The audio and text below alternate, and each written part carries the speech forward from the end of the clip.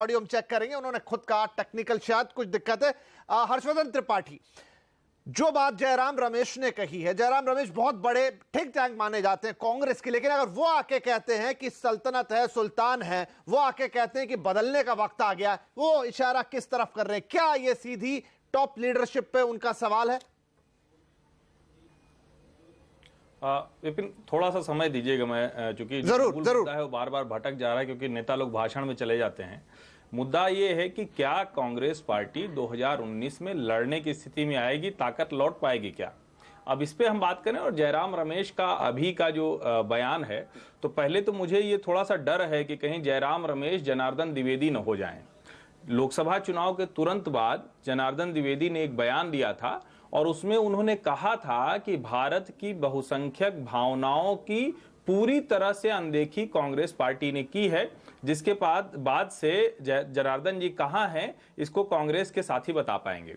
जयराम रमेश को हमेशा ये माना जाता है कि वो इकोनॉमी को लेकर, थोड़ा सा ग्रामीण भारत को लेकर, थोड़ा सा पार्टी से इतर लाइन पे बात करते हैं, लेकिन एक समझदार नेता के तौर पर उनकी पहचान है।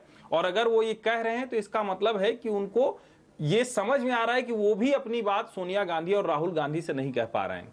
अब अगर जयराम रमेश नहीं कह पा रहे हैं, शंकर सिंह वाघेला नहीं कह पाए, हिमंत विश्व शर्मा नहीं कह पाए, रीता जोशी नहीं कह पाई, और देश के लगभग हर राज्य में जो कांग्रेस के ठीक ठाक स्थापित नेता थे वो अपनी बात राहुल गांधी और सोनिया गांधी को नहीं कह पा रहे हैं, तो इसको एक बड़े खतरे के तौर पर देखा जाना चाहिए था, जो नहीं देखा गया।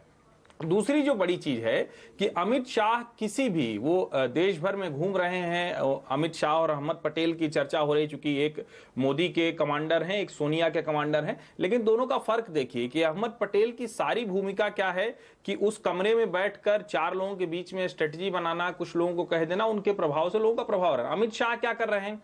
खुद ग्राउंड पर उतरे हुए हैं। वो हर भाषण में कहते हैं कि ये भारतीय जनता पार्टी में ही संभव है कि मेरे जैसा पोस्टर लगाने वाला कार्यकर्ता आज भारतीय जनता पार्टी का अध्यक्ष है। मैं भी नहीं जानता कि मेरे बाद अध्यक्ष कौन होगा।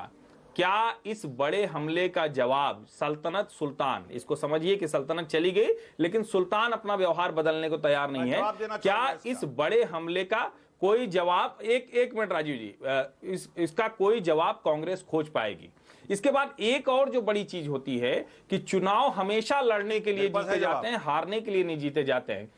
लेकिन एक जो बड़ी चीज होती है कि पार्टी के तौर पर बार बार ये कहा जाता है कि भारतीय जनता पार्टी 2 से 84 सीट पर पहुंची, आज इतनी बड़ी पार्टी बन गई। कहा जाता था कि 160 से 180 ये लिमिट है, 282 अकेले भाजपा के हैं।